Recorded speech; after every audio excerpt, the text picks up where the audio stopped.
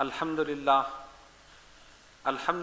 رب العالمین والصلاة والسلام علی من کان نبیا وآدم بین الماء والطین وعلی آلہ واصحابہ اجمعین اما بعد فاعوذ باللہ من الشیطان الرجیم بسم اللہ الرحمن الرحیم من قتل نفسا بغیر نفس او فساد فی الارض فکأنما قتل الناس جميعا ومن احیاها فکأنما احیا الناس جميعا صدق اللہ العظیم۔ بارگاہ رسالت میں درود پاک کا نذرانہ پیش کیجیے۔ اللہم صلی علی سیدنا مولانا محمد وعلی آل سیدنا مولانا محمد صلاۃ دائمۃ بدوام الملک الحی القیوم۔ جیسا کہ آپ حضرات کو معلوم ہے کہ اس وقت ہمارا ملک بہت نازک دور سے گزر رہا ہے۔ گزشتہ دنوں دہشت گردوں نے پشاور کے ایک اسکول میں دہشت اور بربریت کا کھیل کھیلا اور معصوم بے گناہ بچوں کو خون میں نہلا دیا۔ ہم سمجھتے ہیں کہ جن لوگوں نے ایسا کیا وہ مسلمان نہیں ہو سکتے۔ اسلام کی یہ تعلیمات ہرگز نہیں۔ نبی پاک علیہ الصلوۃ والسلام جب صحابہ اکرام رضوان اللہ تعالی علیہم اجمعین کو جہاد کے لیے بھیجتے تھے اس وقت بھی ہدایات دیتے تھے، کسی عورت کو مت مارنا، کسی معصوم بچے کو مت مارنا، بیماروں کو مت مارنا، جو تم پر تلوار نہ اٹھائے اس کو نہ مارنا، جو تلوار لے کر تمہارے مقابلے میں آ جائے اس سے جنگ کرنا۔ یہی وجہ ہے کہ جو تلوار نہیں اٹھاتے تھے اور مسلمان فاتح بن کر ان کے علاقوں میں داخل ہو جاتے تھے ان کو بھی امن دیتے تھے، وہ بھی امن و سکون کے ساتھ مسلمانوں کی ریاست میں رہتے تھے۔ اسلام کی تعلیم کیا ہے؟ نبی پاک علیہ الصلوۃ والسلام کی احادیث کیا کہتی ہیں؟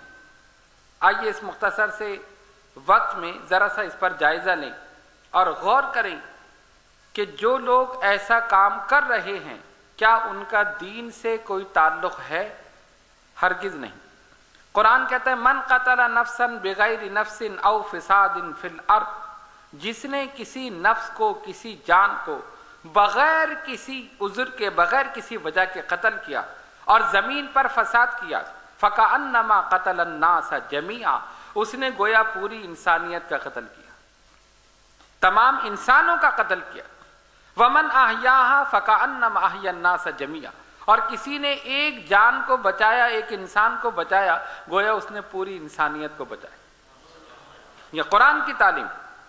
اور نبی پاک علیہ الصلوۃ والسلام فرماتے ہیں المسلم من سلم المسلمون من لسانہ ویدہ، مسلمان وہ ہے جس کے ہاتھ اور زبان سے دوسرے مسلمان محفوظ رہیں،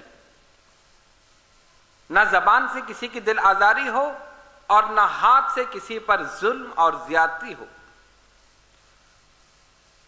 ان آیات اور احادیث کی روشنی میں آپ بخوبی اندازہ کر سکتے ہیں کہ جو لوگ یہ کام کر رہے ہیں ان کا دین سے کسی قسم کا کوئی تعلق نہیں، یقیناً وہ غیر مسلم ہیں اور ان کا اسلام سے نہ کوئی تعلق ہے نہ کوئی واسطہ ہے۔ اسلام کا لبادہ اوڑھ کر، داڑیاں رکھ کر یہ بتانا کہ مسلمان یہ کام کر رہے ہیں۔ اسلام دہشت گردی کا مذہب نہیں ہے، اسلام امن اور سلامتی کا مذہب۔ اسلام تلوار سے نہیں پھیلا ہے، اسلام اخلاق سے پھیلا، محبت سے پھیلا۔ جن لوگوں نے نبی پاک علیہ الصلوۃ والسلام پر پتھر برسائے، جس میں مبارک کو لہو لہن کیا، جنہوں نے آپ کی راہ میں کانٹے بچھائے، قدم مبارک سے خون بہنے لگا، جنہوں نے ظلم و ستم کیا، سرکار نے ان سب کو معاف فرما دیا۔ جس نے آپ کے چچا حضرت سیدنا امیر حمزہ رضی اللہ تعالی عنہ کا کلیجہ نکال کر چبایا، اور وہ وحشی جس نے قتل کیا، جس نے سینہ اقدس کو چیر کر کلیجہ نکالا، سرکار نے اس کو بھی معاف کر دیا۔ تو حضور علیہ الصلوۃ والسلام کی تو تعلیمات یہ ہیں. آئیے ذرا سا غور کریں کہ یہ لوگ جو کر رہے ہیں کیا یہ اسلام کے مطابق ہے؟ ہرگز نہیں. اسلام یہ کہتا ہے مسلمان وہ ہیں جس کے ہاتھ اور زبان سے دوسرے مسلمان محفوظ رہیں.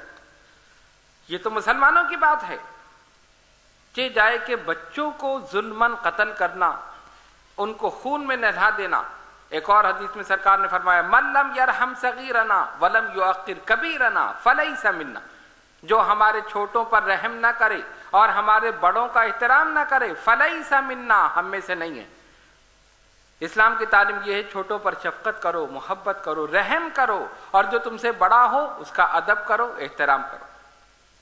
سرکار دو عالم علیہ الصلوۃ والسلام بچوں سے کتنی محبت فرماتے تھے.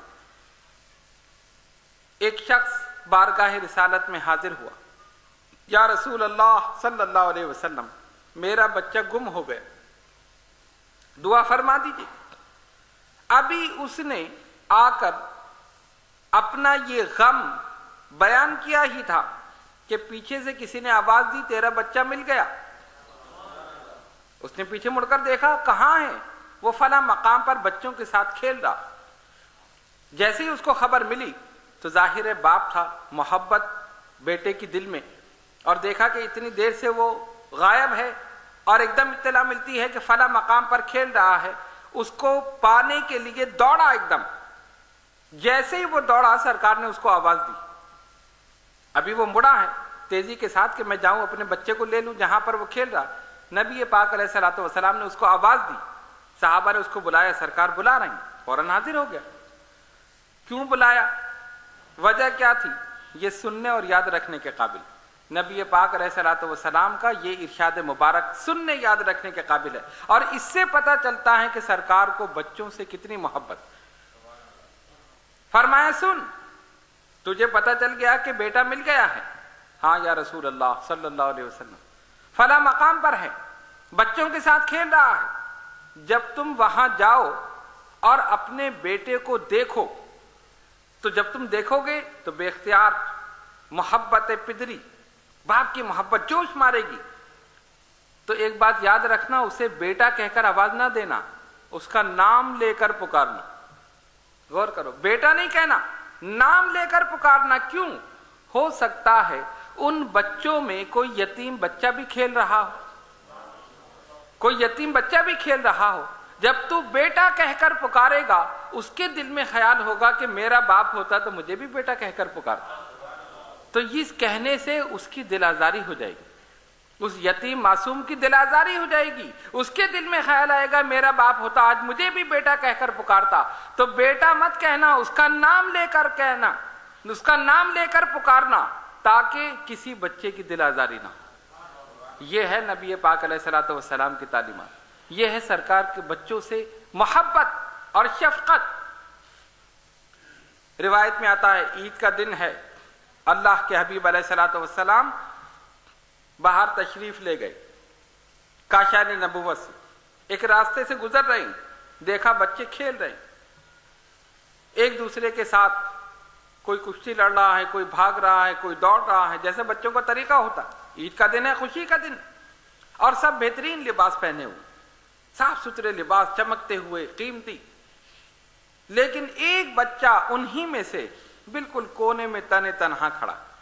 اس کے بال بھی گرد سے اٹے ہوئے ہیں، اس کا لباس بھی کوئی صاف ستھرا نہیں ہے، میلے کچیلے کپڑے ہیں، چہرے پر اداسی ہے، اور ایک کونے میں کھڑا ہوا. رحمت للعالمین، شفیع المذنبین، محبوب رب العالمین صلی اللہ علیہ وسلم نے دیکھا اور بچوں کو چھوڑ کر اس کے پاس تشریف لے گئے. بیٹا آج عید کا دن ہے، تم نے غسل نہیں کیا، تم نے صاف ستھرا لباس نہیں پہنا، تمہارے بال کسی نے بنائے نہیں، تمہارا منہ نہیں دھلایا. اس کی آنکھوں سے آنسو جاری ہوئے. عرض کرتا یا رسول اللہ صلی اللہ علیہ وسلم، میں یتیم ہوں، اس دنیا میں میرا کوئی نہیں ہے. کون ہے جو مجھے نہلائے، مجھے بہتر کپڑے پہنائے؟ میرا اس دنیا میں کوئی نہیں، میں یتیم ہوں. حضور علیہ الصلوۃ والسلام نے جب یہ سنا، آپ کی مبارک آنکھوں سے بھی آنسو جاری ہو گئے. سرکار دو عالم علیہ الصلوۃ والسلام نے رحمتوں شفقتوں والا ہاتھ اس کے سر پر رکھ دیا. اس کو اپنے سینے سے لگا لیا. فرمایا کیا تو یہ نہیں چاہتا کہ تیرا باپ محمد ہو صلی اللہ علیہ وسلم؟ اگر تیرا باپ نہیں ہے میں ہوں تیرا باپ. کیا تو یہ نہیں چاہتا کہ تیرا باپ محمد ہو صلی اللہ علیہ وسلم؟ کیا تو یہ نہیں چاہتا کہ تیری ماں عائشہ صدیقہ ہو رضی اللہ تعالی عنہا؟ کیا تو یہ نہیں چاہتا کہ تیری بہن فاطمۃ الزہرا ہو رضی اللہ تعالی؟ وہ خوش ہو گیا. سرکار اس کو لے کر اپنے کاشان نبوت میں آئے. فرمایا ام المومنین عائشہ صدیقہ رضی اللہ تعالیٰ عنہ سے اس کو نہلاؤ، صاف ستھرے کپڑے پہناؤ، آج عید کا دن ہے، اس سے خوشی اور محبت کی باتیں کرو، اس کی دلجوئی کرو، اس کا کوئی نہیں.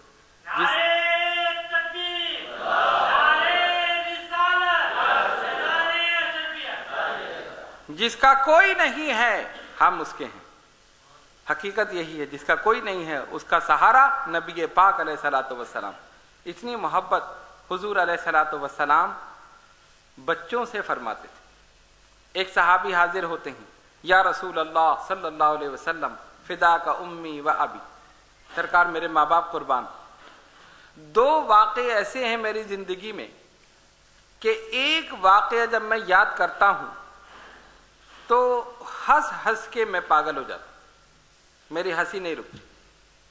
اور دوسرا واقعہ ایسا ہے کہ جب مجھے وہ یاد آتا ہے تو میری آنکھوں سے آنسو جاری ہو جاتے ہیں اور میں اتنا روتا ہوں کہ میری ہچکی بن جاتی، میرا رونا نہیں رکتا. اور یہ دونوں واقعے اسلام لانے سے قبل زمانے جاہلیت. سرکار نے فرمایا بیان کرو.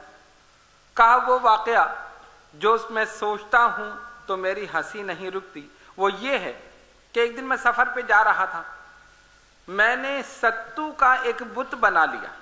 ستو ہوتا ہے نا، ہم اس کو استعمال کرتے ہیں، اور آپ جانتے ہیں کہ ان کا قاعدہ یہ تھا کہ ہر چیز کے بت بناتے تھے، مٹی کے، پیتل کے، چاندی کے، سونے کے، اور ستو کے کھانے پینے کی چیزوں کا بھی بت بنا لیتے. اس نے عرض کیا یا رسول اللہ صلی اللہ علیہ وسلم میں سفر پہ جا رہا تھا، ستو کا ایک بت میں نے اپنا خدا، اپنا معبود وہ بنا لیا اور اس کو رکھ لیا. سفر میں نے شروع کر دیا. سفر کرتے کرتے کھانے پینے کا سامان ختم ہو گیا اور میں اسی بت کی، یعنی جو میں نے بنایا تھا میرا معبود، میں اس کی پوجا کرتا تھا، اس کو سامنے رکھ کر سجدے کرتا تھا، عبادت کرتا تھا، میرا خدا ہے. میں سارے راستے یہ کرتا رہا. سفر آگے بڑھتا رہا، کھانے پینے کی چیزیں ختم ہو گئی. جب میں اور آگے بڑھا شدید بھوک لگی. اب کوئی چارہ نہیں کہ اس بھوک کو کیسے مٹایا جائے، اور مٹانے کی وہی صورت ہے کہ وہ جو خدا بنایا ہے، جو معبود، اس کو کھا لیا جائے. ظاہر ہے وہ ستو کا تھا اور کوئی کھانے کی چیز ہی نہیں تھی. میں نے بڑی کوشش کی لیکن بھوک نے میری عجیب حالت کر دی. مجبور ہو کر میں نے اپنے خدا کو کھا لیا، اس کو توڑ کے کھا لیا. اب بعد میں خود ہنسا کہ میں نے اپنے معبود کو، جس کی عبادت کر رہا تھا، جس کے سامنے جھک رہا تھا، جس کے سامنے سجدے کر رہا تھا، اسی کو میں کھا گیا. میں جب یہ سوچتا ہوں، اب اسلام لانے کے بعد جب مجھے عقل آئی اور سمجھ آئی، اب میں سوچتا ہوں کہ میں کتنا کم عقل تھا کہ میں نے اس کو بنایا، اس کے سامنے سجدے کیے اور اسی کو کھا گیا. تو مجھے اتنی ہنسی آتی ہے کہ میری ہنسی نہیں رکتی. فرمایا اور دوسرا واقعہ، اے اللہ کے نبی صلی اللہ علیہ وسلم، دوسرا واقعہ بڑا عجیب ہے. جب وہ میں سوچتا ہوں تو میری آنکھوں سے بے اختیار آنسو جاری ہو جاتے اور مجھے اتنا رونا آتا ہے کہ ہچکی بن جاتی ہے، میرا رونا نہیں رکتا. اور وہ یہ ہے، آپ جانتے ہیں کہ ہم زمانے جاہلیت میں اپنی معصوم بچیوں کو زندہ دفن کرتے تھے. آپ لوگوں کو پتا ہے نا، اہل عرب ان کا ایک قاعدہ تھا کہ جس کے ہاں بیٹی پیدا ہوتی تھی وہ منہ چھپا کے پھرتا تھا. بیٹی کی پیدائش کو ذلت سمجھا جاتا تھا، وہ معاشرے میں منہ دکھانے کے قابل نہیں تھا. یہ تو میرے آقا کے دم قدم کی برکت ہے کہ سرکار نے بیٹیوں کو اللہ کی رحمت بنا دی. فرمایا جس کے یہاں بیٹی پیدا ہو وہ اللہ کی رحمت ہے. انہوں نے زحمت بنا دیا تھا، رحمت للعالمین نے رحمت بنا دیا. فرمایا جس کی 3 بیٹیاں ہوں اور وہ ان کی پرورش کرے، ان کی شادی کرے، جنت اس کا مقدر ہے، اس کو جنت ملے گی، وہ اس کو جنت میں لے جائیں گی. سرکار کے آنے کی وجہ سے، دم قدم کی برکت سے عورتوں کو حقوق ملے، بیٹیوں کو عزت ملی، عروج ملا۔ اس نے عرض کیا یا رسول اللہ صلی اللہ علیہ وسلم، میرے ہاں بھی بیٹی پیدا ہوئی، میں بھی منہ چھپا کے پھرتا رہا، میں معاشرے میں کیا منہ دکھاؤں؟ میرے یہاں بیٹی پیدا ہوئی، کوئی مجھ سے پوچھے گا، لوگ کہیں گے، ہنسیں گے، تانے دیں گے، زمانے جاہلیت کی بات۔ خیر وہ پرورش پاتی رہی، جب وہ کچھ تھوڑا سا بولنے کے قابل ہوئی تو میں نے سوچا کہ اس کو زمین میں دفن کر دوں زندہ، جس طرح کہ ان کا قاعدہ تھا، وہ لوگ کرتے رہتے۔ اے اللہ کے حبیب علیہ الصلوۃ والسلام، میں اتنا سنگ دل ہو گیا کہ اس کی معصوم زبان سے جب وہ مجھے ابا کہتی تھی، مجھ سے محبت کرتی تھی، اپنی توتلی زبان سے مجھ سے باتیں کرتی تھی، لیکن میرے اس دل پر کوئی اثر نہیں ہوا۔ میں اسی موقع کی تلاش میں رہا کہ کسی طرح میں گڑھا کھود کر اس کو ڈال دوں اور دفن کر دوں۔ شیطانیت، جہالت، یہ سب چیز میرے ذہن پر سوار تھی، اسلام کی روشنی مجھے نہیں ملی تھی۔ پھر ایک دن میں نے اس کی ماں سے کہا کہ اس کو تیار کر دو، میں اس کو سیر کرانے کے لیے لے جا رہا ہوں۔ اس نے اس کو تیار کر دیا۔ وہ چھوٹی سی میری معصوم بچی میری انگلی پکڑ کر آہستہ آہستہ چل رہی۔ میں اس کو ایک ویرانے میں لے گیا اور وہاں جا کر میں نے گڑھا کھودنا شروع کیا۔ اب حضور علیہ الصلوۃ والسلام سماعت فرما رہے ہیں، صحابی اپنا حال بیان کر رہے ہیں زمانے جاہلیت۔ سرکار دو عالم علیہ الصلوۃ والسلام نے پوچھا پھر کیا ہوا؟ اے اللہ کے حبیب علیہ الصلوۃ والسلام، میں گڑھا کھودتا رہا اور کھودنے میں جب مٹی میرے کپڑوں پر گرتی تھی، وہ اپنے معصوم ہاتھوں سے میرے کپڑوں کو جھاڑتی تھی، کپڑوں کو جھاڑتی تھی کہ بابا تمہارے کپڑوں پر مٹی گر گئی۔ لیکن میں اتنا ظالم اور سنگ دل تھا کہ میں کھودتا رہا، اور جب گڑھا گہرا ہو گیا میں نے اس کو اٹھا کر اس میں پھینک دیا۔ وہ حیران ہوئی کہ یہ باپ نے میرے ساتھ کیا کیا، اور اس کے بعد میں نے آنن فانن میں مٹی اس کے اوپر پھینکنا شروع کر دی۔ وہ مجھے بابا بابا کہہ کر پکارتی رہی۔ میں سنگ دل ہو گیا تھا کہ میری سماعت، یعنی میرے کانوں میں جو اس کی آواز آ رہی تھی، نہ اس نے کوئی میرے دل پر اثر کیا، نہ اس کے معصوم چہرے نے، معصوم آواز نے، کسی نے اثر نہیں کیا۔ میں ایسا سنگ دل ہو گیا اللہ کے حبیب علیہ الصلوۃ والسلام، میں مسلسل مٹی ڈالتا رہا یہاں تک کہ اس کی آواز اسی مٹی میں دب گئی۔ یہ کہہ کر وہ رونے لگا۔ جب اس نے دیکھا آقا دو جہاں صلی اللہ علیہ وسلم کی مبارک آنکھوں سے آنسو جاری تھے، سرکار اتنا روئے کہ حضور کی ریشیں مبارک تر ہو گئی۔ فرمایا مجھے واقعہ پھر سناؤ۔ اس نے پھر سنایا، حضور علیہ الصلوۃ والسلام پھر روئے۔ یہ ہے حضور علیہ الصلوۃ والسلام کی بچوں سے محبت۔ پھر صحابی نے عرض کیا، اللہ کے حبیب علیہ الصلوۃ والسلام، میں اپنے اس جرم پر نادم ہوں، شرمندہ ہوں کہ یہ زمانے جاہلیت میں یہ جرم مجھ سے سرزد ہوا۔ کیا میرا گناہ معاف ہو سکتا ہے؟ کیا میری خطائیں معاف ہو سکتی ہیں؟ میں نے اپنی معصوم بچی کو اس طرح ظلماً بے دردی کے ساتھ بغیر کسی رحم کے میں نے اس کو ڈالا اور اس کے اوپر مٹی ڈال دی۔ اس کی آوازیں آج بھی میرے کانوں میں آ رہی ہیں کہ مجھے بابا بابا کہہ کر پکار رہی ہے، اور میرے دل پر ذرا اثر نہ ہو۔ حضور علیہ الصلوۃ والسلام کی مقدس آنکھوں سے آنسو جاری رہے۔ کچھ دیر کے بعد آپ نے فرمایا، زمانہ جاہلیت میں جو کچھ ہوا، اسلام لانے سے وہ سب معاف کر دیا گیا۔ جاہلیت میں ہوا نا، اسلام کی روشنی نہیں آئی تھی، تو نے اسلام قبول نہیں کیا تھا، اسلامی تعلیمات نہیں تھی، لہذا اس سے پہلے یعنی اسلام سے قبل جو کچھ تجھ سے گناہ ہوئے، خطائیں ہوئیں، جو کچھ قصور ہوئے، کلمہ نے، اسلام کے قبول کرنے نے ان سب کو معاف کر دیا۔ یہ تو وہ تھا جو اسلام سے پہلے ہوا، اور آج اگر کوئی نام نہاد مسلمان بنے، اپنے آپ کو مسلمان کہے اور داڑھی رکھ کر اور پھر ایسی حرکت کرے، وحشت اور بربریت کا کھیل کھیلے، ہرگز مسلمان نہیں ہو سکتا۔ المسلم من سلم المسلمون من لسانہ و یدہ، فرمایا مسلمان وہ ہے جس کے ہاتھ اور اس کی زبان سے دوسرے مسلمان محفوظ رہے، یعنی نہ زبان سے کسی کی دل آزاری ہو، نہ ہاتھ سے کسی پر ظلم اور ستم ہو۔ وہ لوگ جو اپنے آپ کو مسلمان کہتے ہیں اور اس قسم کے کھیل کھیل رہے ہیں، چاہے بڑا ہو یا چھوٹا ہو، مسلمان تو ہے نا، کلمہ پڑھنے والا ہے۔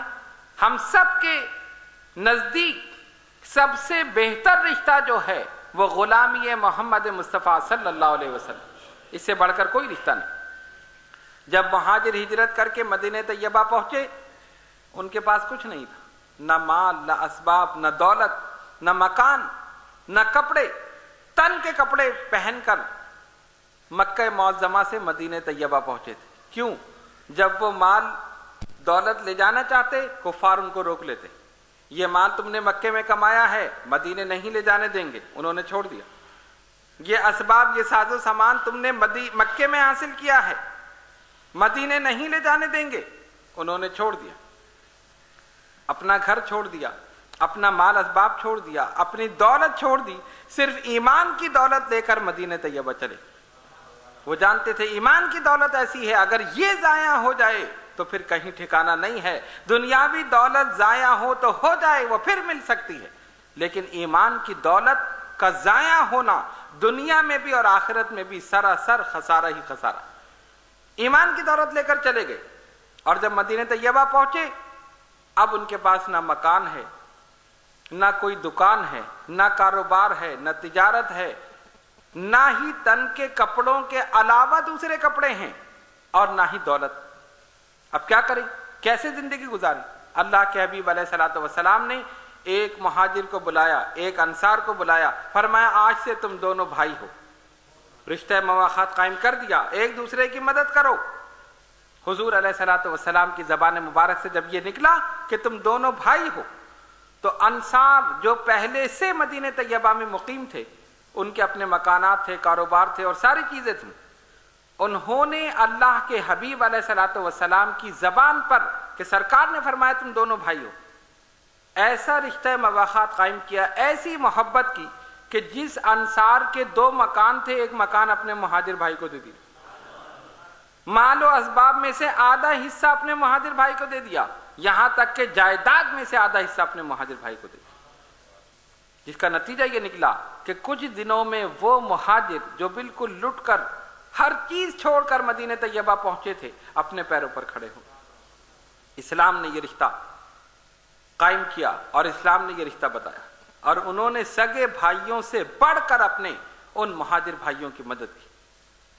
یہ ہے رشتہ مواخات جو نبی پاک علیہ الصلوۃ والسلام نے قائم فرمایا۔ تو ہم سب میں اگر کوئی چیز مشترک ہے تو وہ یہی ہے کہ ہم سب نبی پاک علیہ الصلوۃ والسلام کے غلام، ایک نبی کا کلمہ پڑھنے والے، ایک قرآن کی تلاوت کرنے والے، ایک خدا کے سامنے جھکنے والے، جب آپس میں لڑتے ہیں، ایک دوسرے کو قتل کرتے ہیں، تو حیرت ہوتی ہے کہ کیسے مسلمان ہیں۔ حقیقت میں مسلمان کہلانے کے مستحق نہیں ہیں۔ ہم اس واقعے کی شدید مذمت کرتے ہیں اور یہ یقین رکھتے ہیں کہ جن بدبختوں نے ایسا کام کیا ہے یقیناً وہ جہنم کے مستحق، اور جو ان کی معاونت کرے وہ بھی اسی میں شامل ہے، وہ بھی اسی میں شامل۔ ہمیں چاہیے نبی پاک علیہ الصلوۃ والسلام کی احادیث پر عمل کریں۔ سرکار نے مسلمان کو مسلمان کا بھائی قرار دیا، فرمائے تم ایک دوسرے کا آئینہ ہو، ایک مسلمان دوسرے مسلمان کا آئینہ ہے۔ مسلمان جب کسی آئینے کے سامنے کھڑا ہوتا ہے، کوئی بھی انسان کھڑا ہو تو کیا ہوتا ہے؟ اپنا چہرہ نظر آتا ہے نا، جیسا وہ خود ہے، جو عیوب و نقائص ہیں وہ بھی نظر آتے ہیں، جو خوبیاں ہیں وہ بھی نظر آتی ہیں۔ ایک مسلمان دوسرے کے لیے آئینہ ہے۔ کیا مطلب؟ اگر ایک دوسرے کی کوئی برائی دیکھو تو آہستہ سے اسے سمجھا دو وہ برائی کو دور کر دے۔ ایک دوسرے کی دشمنی نہ کرو، عداوت نہ رکھو، بغض نہ رکھو، ایک دوسرے کو قتل کرنا تو دور کی بات ہے، دل آزاری بھی نہ کرو۔ اسلام کی تو تعلیمات یہ ہیں۔ آج یہ کہا جا رہا ہے کہ اسلام دہشت گردی کا مذہب ہے، اسلام تلوار سے پھیلا ہے، جو لوگ یہ کر رہے ہیں وہ مسلمان ہیں۔ ہم یہ سمجھتے ہیں کہ پوری دنیا میں جہاں بھی ٹیررسٹ موجود ہیں ان کا اسلام سے کوئی تعلق نہیں ہے۔ اسلام امن کا مذہب ہے، سلامتی کا مذہب ہے، محبت کا مذہب ہے۔ اسلامی ریاست میں تو کافروں کو بھی امن و امان ہے، ان کے بھی حقوق ہیں، ہر ایک کا حقوق اسلام نے بیان کیا، نبی پاک علیہ الصلوۃ والسلام نے بیان کیا۔ ورنہ آپ یہ سوچیں کہ جنگ میں اگر تلوار سے گردن اڑا دی جائے اور وہ یہ کہے کہ یہ تو کافر تھا میں نے اڑا دیا، کوئی کچھ نہیں کہے گا، کہ جنگ میں سب کچھ ہو سکتا ہے۔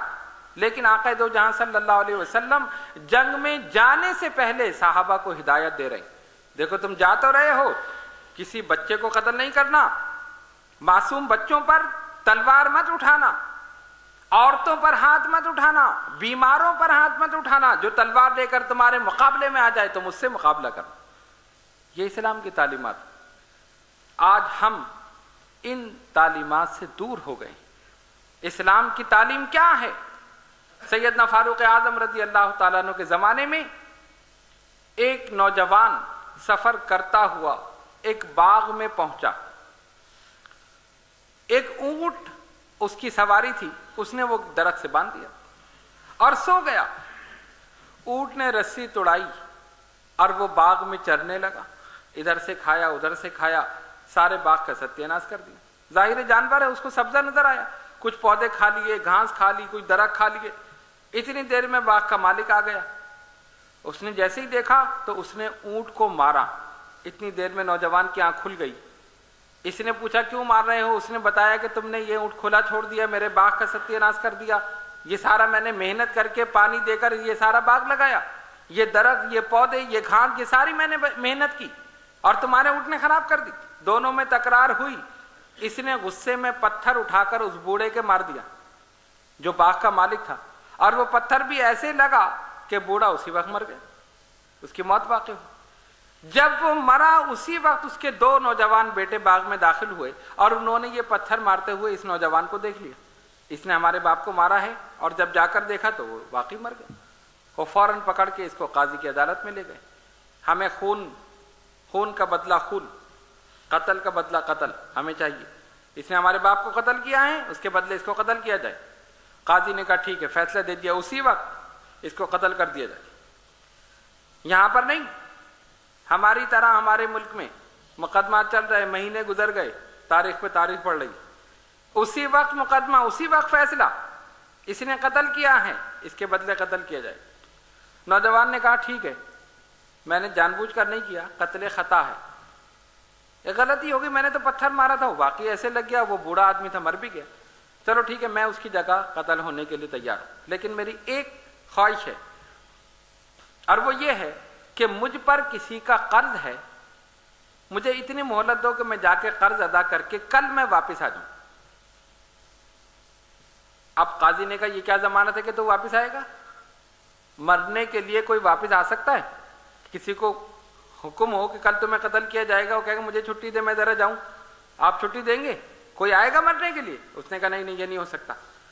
میں آپ کو بتا رہا ہوں، میں سچی بات بتا رہا ہوں، میں مسلمان ہوں، میں جاؤں گا قرض اتار کے کل واپس آ جاؤں. قاضی نے کہا اچھا ٹھیک ہے، ہم تمہیں اجازت دیتے اس شرط پہ کہ کوئی تمہاری ضمانت لے لے کہ تم کل واپس آ جاؤ گے. اگر کوئی ضمانت لے لے ہم تمہیں چھوڑ دیتے. اس نے بڑی حسرت بھری نگاہوں سے پورے مجمع پر نظر ڈالی. اب ظاہر نووارث تھا، مسافر تھا، اس کو کوئی جانتا نہیں، کون ضمانت لے؟ ان نون آدمی کی ضمانت کون لے؟ قاضی نے کہا اگر اس مجمع میں کوئی ضمانت دے دے کہ تو کل جائے گا اور واپس آ جائے گا، آج جا کر تو کل واپس آ جائے گا، ہم چھوڑ دیتے. اچانک ایک آواز مجمع میں بلند ہوئی، میں ضمانت دیتا ہوں، یہ جائے گا قرض اتار کے کل واپس آ جائے گا. سب نے مڑ کر دیکھا، حیران رہ گئے. نبی پاک علیہ الصلوۃ والسلام کے جلیل القدر صحابی حضرت ابو ذر غفاری رضی اللہ تعالیٰ وہ ضمانت لے رہے ہیں. فاروق اعظم حیران، انہوں نے ضمانت لے لی. قاضی حیران، انہوں نے ضمانت لے لی. ہاں ٹھیک ہے، میں ضامن ہوں. کہا ٹھیک ہے، آپ ضمانت لے رہے ہیں، جاؤ، چھوڑ دیا. وہ چلا گیا. اور آپ جانتے ہیں کہ جو ضمانت لیتا ہے اس کے ساتھ کیا ہوتا ہے؟ اگر جس کی ضمانت لی ہے وہ نہ آئے تو اس کے بدلے وہ قتل کیا جائے گا. اور اگر پیسے کی ضمانت لے لے تو اگر وہ پیسہ نہ دے تو جو ضامن ہے اس کو دینا پڑے گا. یہ ہے نا، اسی لیے سوچ سمجھ کے ضمانت لیا کرو. اب کیا ہوا؟ چلا گیا. دوسرے دن پھر عدالت لگ گئی، سب موجود ہیں.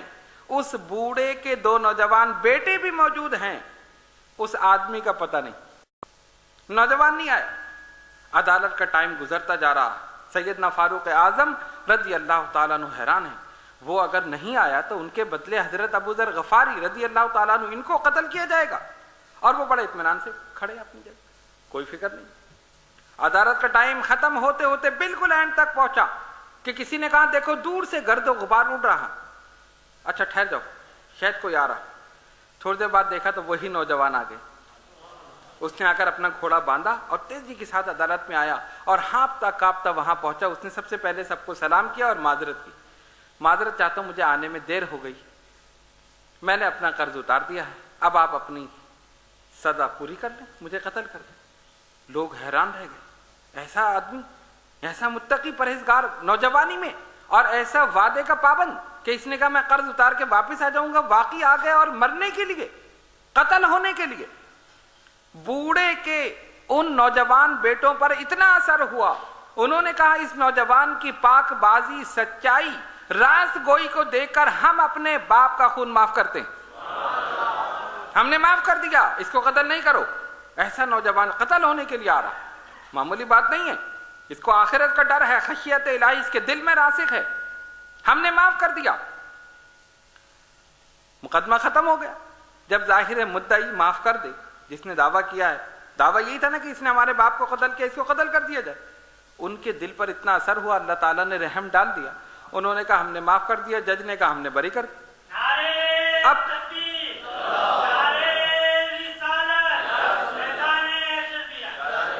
اب کیا ہوا؟ سیدنا فاروق اعظم رضی اللہ تعالیٰ عنہ نے پوچھا ابو ذر تم نے ایسا کیوں کیا؟ یہ بات ہے سننے کے قابل. اس کے پوری واقعے کا جو لب لباب ہے اصل وہ یہ ہے، تم نے ایسا کیوں کیا؟ تم تو اس کو جانتے نہیں، تم جانتے نہیں تھے نا، تم نے ضمانت لے لی، اگر وہ نہ آتا تو تمہیں قتل ہونا پڑتا اس کی جگہ. کیا کہا صحابی رسول نے؟ سیدنا ابو ذر غفاری رضی اللہ تعالیٰ عنہ نے فرمایا میں نے صرف یہ دیکھا کہ ایک مسلمان اتنے مسلمانوں میں اپنے آپ کو تنہا محسوس کر رہا. یہ بات میرے دل کو لگی. ہم سارے مسلمان ہیں، ہم سب بھائی ہیں نا، غلامی محمد مصطفیٰ صلی اللہ علیہ وسلم کی نسبت سے سب ایک ہیں، سب بھائی ہیں. میں نے دل میں سوچا اتنے مسلمان موجود ہیں اس مجمع میں، یہ ہمارا ایک بھائی مسلمان اپنے آپ کو تنہا محسوس کر رہا ہے، کوئی اس کی ضمانت لینے والا نہیں. بس اسی جذبے کے تحت میں نے اس کی ضمانت دے دی کہ یہ مسلمان اپنے آپ کو مسلمانوں میں تنہا محسوس نہ کرے، ہم سب ایک ہیں، ہم سب رسول کے غلام. اس وجہ سے میں نے یہ کیا. یہ ہے ایثار، یہ ہے قربانی، اور یہ ہے آپس میں محبت اور مودت مسلمانوں کی آپس. صحابہ نے اس کا عملی مظاہرہ کر کے دکھایا. نبی پاک علیہ الصلوۃ والسلام نے ایک رشتہ مواخات قائم کر دیا، صحابہ اس میں ایسے بندھ گئے کہ قیامت تک اسی میں بندھے. جب یہ مسلمان ہے تو ہمارا بھائی، اب کوئی رشتہ نہیں. کہنے کا مقصد یہ ہے اسلام دہشت گردی کی مذمت کرتا ہے، اسلام امن اور سلامتی چاہتا ہے، مسلمانوں کی بھی اور دوسروں کی بھی. اسی لیے مسلمانوں کی ریاست میں غیر مسلم بھی امن و امان سے رہتے. ہماری تاریخ اٹھا کر دیکھ لو، تاریخ اٹھا کر دیکھ لو. اس لیے ہم یہ کہتے ہیں کہ آج اگر پوری دنیا میں کہیں بھی دہشت اور بربریت ہو رہی ہے، اس کا اسلام سے کوئی تعلق نہیں، مسلمانوں سے کوئی تعلق نہیں ہے. وہ الگ بات ہے کہ کوئی اسلام کا لبادہ اوڑھ کر مسلمان بن کر اور پھر یہ کام کرے مسلمانوں کو بدنام کرنے کے لیے، لیکن حقیقت حال یہ ہے. آپ قرآن اٹھا کر دیکھ لیجئے، نبی پاک علیہ الصلوۃ والسلام کی احادیث اٹھا کر دیکھ لیجئے، صحابہ کرام رضوان اللہ تعالی علیہم اجمعین کے حالات، واقعات، بزرگان دین، اولیاء کاملین، یہ پوری ہسٹری اسلام کی تاریخ موجود ہے. کبھی بھی کسی پر ظلم اور زیادتی نہیں ہوئی. اسلام اخلاق سے پھیلا ہے، اسلام محبت سے پھیلا ہے، اسلام امن سے پھیلا ہے. اسلام نے کبھی بھی دہشت گردی کو فروغ نہیں دیا. اور انشاءاللہ جو صحیح معنوں میں مسلمان ہیں وہ اس واقعے کی شدید مذمت کرتے ہیں اور کرتے رہیں. یہ وقت ایسا ہے کہ ملک پر ایک عجیب کیفیت ہے، کئی جگہ جو ہے خطرات محسوس ہو رہے ہیں دشمنان اسلام کی جانب سے. اس لیے ہمیں چاہیے کہ ہر مسلمان، کیونکہ یہ نشست انٹرنیٹ پر بھی جا رہی ہے، اس وجہ سے میں یہ پیغام سب ہی کو دے رہا ہوں کہ جو بھی یہ نشست سن رہے ہیں، دیکھ رہے ہیں، جو یہاں موجود ہیں، ان کے لیے ایک روحانی پیغام اور تحفہ یہ ہے کہ جب بھی اپنے گھر سے نکلیں 7 مرتبہ آیت الکرسی پڑھ کر نکلیں. اول آخر درود شریف کے ساتھ اپنے اوپر دم کر لیں اور گویا اپنے آپ کو اللہ اور اس کے رسول صلی اللہ علیہ وسلم کے حوالے کر دیں. انہی کی حفاظت ہے حقیقت میں حفاظت صرف اللہ کی ہے اور کوئی کسی کی حفاظت نہیں کر سکتا۔ اپنے اپنے طور پر ہم سب حفاظت کرتے ہیں، لیکن ان بدبختوں سے بچنے کے لیے اللہ کی پناہ، اس کے رسول صلی اللہ علیہ وسلم کی حفاظت سے بڑھ کر کوئی حفاظت نہیں۔ تو جب بھی آپ گھر سے نکلیں 7 مرتبہ کم سے کم آیت الکرسی پڑھ کر اول آخر درود شریف 11 مرتبہ کے ساتھ اپنے اوپر دم کریں اور اس کے بعد گھر سے نکل جائیں۔ جہاں جہاں تک آپ کا دار اختیار ہے کوشش کیجئے کہ آپ کے ہاتھ اور آپ کی زبان سے آپ کے مسلمان بھائی محفوظ رہیں، آپ کی زبان سے کسی کی دل آزاری نہ ہو، آپ کے ہاتھ سے کسی پر ظلم اور زیادتی نہ ہو۔ یہی اسلام کی تعلیم ہے، یہی نبی پاک علیہ الصلوۃ والسلام کی تعلیمات۔ اللہ تبارک و تعالی ہم سب کو صحیح معنوں میں سچا پکا مومن مسلمان بننے کی توفیق عطا فرمائے اور نبی پاک علیہ الصلوۃ والسلام کی تعلیمات پر عمل کرنے کی توفیق عطا فرمائے۔ آئیے دعا کریں اللہ رب العالمین ہم سب پر اپنی رحمتیں برکتیں نازل فرمائے۔ اے الہ العالمین ہمارے اس ملک کے تمام معصوم بچوں کی، بلکہ تمام بڑوں کی، تمام مردوں عورتوں کی، جتنے بھی مسلمان اس ملک میں رہ رہے ہیں ان سب کی عزت اور مال اور ان کی جانوں کی حفاظت فرما۔ مولا پاکستان کو دشمنوں کی نظروں سے محفوظ فرما، حاسدوں کی نظروں سے محفوظ فرما، کافروں کی نظروں سے محفوظ فرما، دشمنان اسلام کی نظروں سے محفوظ فرما۔ اے الہ العالمین اپنی رحمتیں برکتیں اس ملک پر نازل فرما، نبی پاک علیہ الصلوۃ والسلام کی نظر عنایت عطا فرما۔ اے الہ العالمین تیرے حبیب علیہ الصلوۃ والسلام کی نگاہ کرم ہوگی تو ان سب کی بد نظروں سے یہ ملک محفوظ ہو جائے انشاءاللہ تعالی۔ اے الہ العالمین جو بیمار ہیں انہیں شفا کامل عطا فرما، جو کسی پریشانی میں مبتلا ہیں ان کی پریشانی کو دور کر دے، جو قرض دار ہیں انہیں بار قرض سبکدوشی فرما، جو بے اولاد ہیں انہیں نیک اولاد عطا فرما، جو صاحب اولاد ہیں ان کی اولاد کو ان کا فرما بردار بنا۔ اے الہ العالمین یہ تمام حضرات اور خواتین جو دور دراز مقامات سے اس نشست میں شرکت کرنے کے لیے حاضر ہوئے، مولا ان سب کی حاضری کو قبول فرما، ان سب پر اپنی رحمتیں برکتیں نازل فرما، ان کے علم میں، عمل میں، عمر میں برکت عطا فرما، ان کے روزگار میں ترقی عطا فرما، ان کی ظاہری باطنی روحانی جسمانی بیماریوں کو پریشانیوں کو ہمیشہ ہمیشہ کے لیے دور فرما۔ ان اللہ و ملائکتہ یصلون علی النبی یا ایھا الذین آمنوا صلوا علیہ وسلموا تسلیما۔ اللہم صل علی سیدنا مولانا محمد وعلی آل سیدنا مولانا محمد صلاۃ دائمۃ بدوام الملک الحی القیوم۔ سبحان ربک رب العزۃ عما یصفون وسلام علی المرسلین والحمد للہ رب العالمین۔